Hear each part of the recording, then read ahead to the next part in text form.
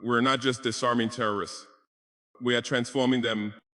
In Burkina Faso, we are giving those who once held guns a chance to hold tools to work the land and feed the nation. This is not surrender. It is strategy. When we turn destruction into productivity, we reclaim our future. Our farms will grow not just crops of peace, purpose, and power. This is true revolution, from weapons to work, from chaos to creation.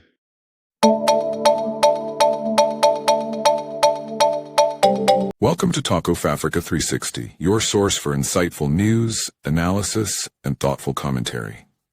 If you value informed perspectives and fact-based reporting, be sure to like, subscribe, and hit the bell so you never miss an update. Disclaimer: the content on this channel is based on reliable public sources and credible online information. It is intended strictly for educational and analytical purposes. We do not promote or endorse political violence, hate speech, or any form of discrimination. Our goal is to inform, not to inflame. Thanks for being here. Let's stay informed together. My fellow Burkinab, and to the entire African continent, in our fight for peace, we have chosen a bold path on the world did not expect. We are not just capturing terrorists, we are transforming them. These are men who were once used by foreign interests to spread fear and destruction. Now we give them land, tools, and a reason to live. They now rise at dawn to farm, not to fight. They plant seeds, not bombs, and they feed the same people they once threatened. This is how we heal a wounded nation, not by more violence, but by giving even the lost a new direction. Some call it shocking, I call it revolutionary, because true leadership is not about revenge, it's about rebuilding. Burkina Faso is writing a new story, one of unity, restoration, and African strength. Across the vast expanse of West Africa, a compelling story is beginning to take root and spread. A narrative that challenges conventional wisdom and offers a glimmer of hope in a region often plagued by conflict and instability. It's a story that speaks of transformation, of turning swords into plowshares, and of finding sustainable solutions to deep-seated problems. This tale of hope unfolds in Burkina Faso, a landlocked nation grappling with the complexities of modern warfare and the urgent need for lasting peace. Here, Captain Ibrahim Traoré, the nation's leader, is at the center of an extraordinary claim: that he is turning terrorists, individuals once consumed by violence and destruction, into productive farmers, contributing to the nation's growth and stability. The narrative at first glance is remarkably simple. Former militants, weary of the fight and disillusioned by the path of violence, choose to lay down their arms, surrendering the tools of war that have defined their existence for so long. They pick up farming tools, embracing a new way of life centered around cultivation, growth, and sustenance. These former combatants now help heal the nation's wounds through agriculture, contributing to food security and fostering a sense of community and shared purpose. It's a vision that contrasts sharply with the region's seemingly endless cycle of violence, offering a beacon of hope in a landscape often darkened by conflict and despair.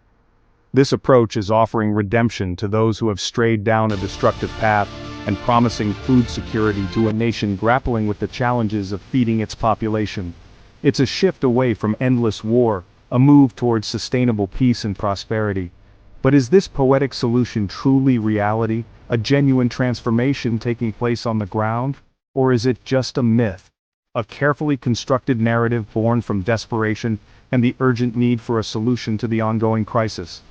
Official reports and behind-the-scenes accounts suggest a much harsher truth, a reality that may be far more complex than the simple narrative suggests. Traoré's government is primarily focused on waging a military campaign to combat terrorism, rather than implementing a widespread rehabilitation program for former fighters. While agriculture is undoubtedly a national priority, a key component of the government's broader development strategy, these agricultural initiatives are not specifically aimed at integrating former fighters back into society. Therefore, to truly understand what's really happening in Burkina Faso, we must look past the captivating headlines and delve deeper, examining the facts on the ground with a critical eye and a commitment to uncovering the truth. Burkina Faso, a landlocked nation in West Africa, has endured nearly a decade of escalating violence. The once peaceful countryside is now scarred by conflict, a testament to the growing instability that grips the region. Villages lie in ruins, their inhabitants displaced and their futures uncertain, with Islamist militants displacing millions from their homes, forcing them to seek refuge in overcrowded camps, or with already strained host families. The humanitarian crisis deepens with each passing day, as resources dwindle and hope fades for a swift return to normalcy, and destabilizing the nation, pushing it to the brink of collapse. The government struggles to maintain control, its authority challenged by the pervasive presence of armed groups and the growing sense of insecurity among the population.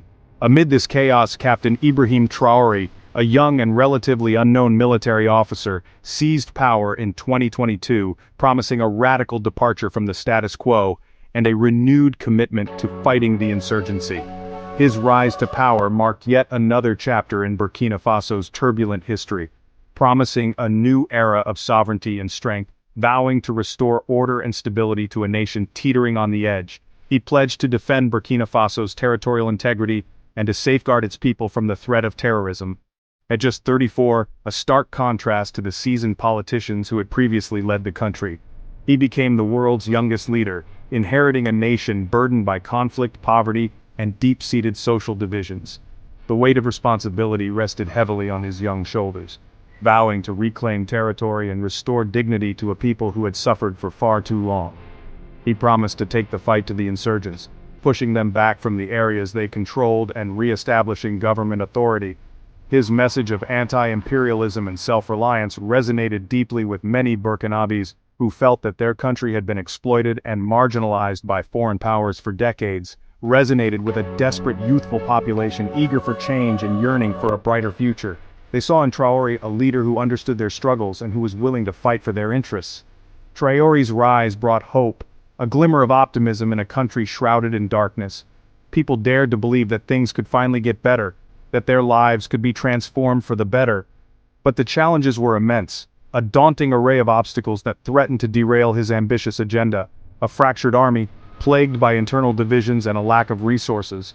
Low morale, sapped by years of fighting a seemingly endless war against an elusive enemy, and 40% of the country contested by insurgents, a vast swath of territory beyond the government's control. He pledged not just to fight terrorists, but to address the root causes of the conflict, including poverty, inequality, and lack of opportunity. But to break from foreign dependence and chart a new path, one that would prioritize the needs of the Burkinabé people and ensure their long-term prosperity. The nation's hopes now rest, perhaps precariously, on whether this young captain can succeed where others failed, on whether he can deliver on his promises and bring lasting peace and stability to Burkina Faso. The stakes could not be higher, for the future of Burkina Faso hangs in the balance.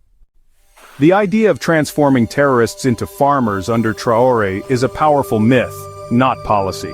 The story suggests a process of surrender, rehabilitation, and reintegration through agriculture, a narrative that fits Traoré's rhetoric of self-sufficiency. It appeals to both domestic and international audiences, painting a humane, modern approach to conflict.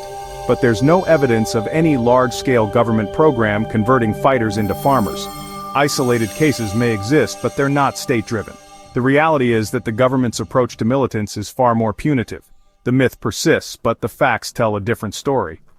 Traoré's government has decisively abandoned dialogue and de-radicalization. Previous efforts to negotiate with armed groups and reintegrate fighters were dismantled. The new policy is clear: no compromise, no amnesty, only total war. Traoré's administration frames the conflict as an existential battle, rejecting any possibility of rehabilitation for militants. The message is stark: surrender means harsh consequences, not a second chance. This hardline stance aims to project strength, but it also closes off peaceful exits for fighters. The government's approach leaves little room for nuance or reconciliation. Fighters are left with few options: fight, flee, or face severe punishment. This uncompromising doctrine risks fueling a cycle of violence with no clear end. To enforce total war, a strategy that demands the complete mobilization of resources and manpower, the transitional government in Burkina Faso has adopted a multifaceted approach. This involves not only bolstering the conventional military forces, but also integrating civilian elements into the security apparatus. Traoré has massively expanded military capacity, channeling significant resources into modernizing equipment and increasing personnel. This expansion is evident in the growing number of military vehicles, enhanced training programs, and the overall operational readiness of the armed forces.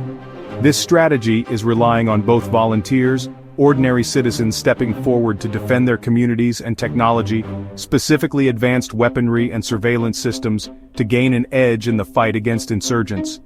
Over 50,000 civilian auxiliaries, the VDPs, or volunteers for the defense of the homeland, have been recruited with minimal training, often just a few weeks, before being deployed to the front lines. Their primary role is to support the army, providing crucial manpower for patrols, guarding villages, and gathering intelligence. This national mobilization, a large-scale effort to involve the entire population in the war effort, puts more eyes and ears on the ground, enhancing the ability to detect and respond to threats in remote areas, but blurs the line between civilian and combatant, raising complex legal and ethical questions about the rules of engagement.